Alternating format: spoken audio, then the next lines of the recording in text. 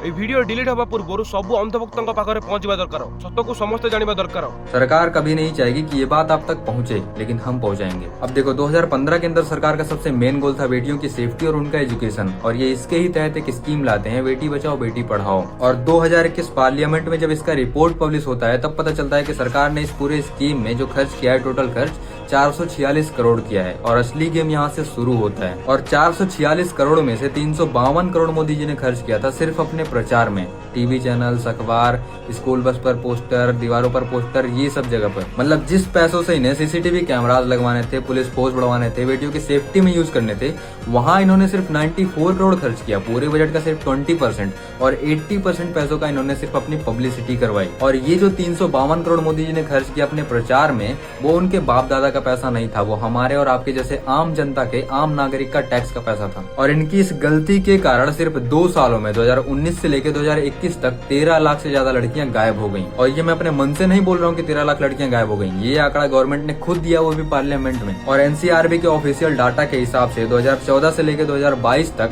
3.5 लाख से ज्यादा लड़कियों का बलात्कार हो चुका है। और ये आंकड़ा सिर्फ एनसीआरबी के ऑफिशियल डाटा में है। रियल आंकड़ा, ग्राउंड रियलिटी जो है, इससे कहीं ज्यादा हो सकती है। और ये आंकड़ा इतना ज्यादा इसलिए है क्योंकि लड़कियों की सेफ्टी का पैसा हमारे सरकार ने अपने पीआर में उड़ा दिया। और इतनी सीरियस न्यूज को किसी न्यूज चैनल ने कवर करने की हिम्मत तक नहीं की, लेकिन हम हिम्मत करते हैं, तो आप सपोर्ट करने के लिए फॉलो कर सकते हैं। जय हिंद, जय भारत दोस्तों। आउ जदि एथिरे तमे भी सपोर्ट देखा चाहो ताले चैनल को सब्सक्राइब करी वीडियो को शेयर कर दियो। आउ जदि ए विषय रे कोन कहिबार अछि ताले कमेंट बॉक्स खुला अछि कहि परिबो।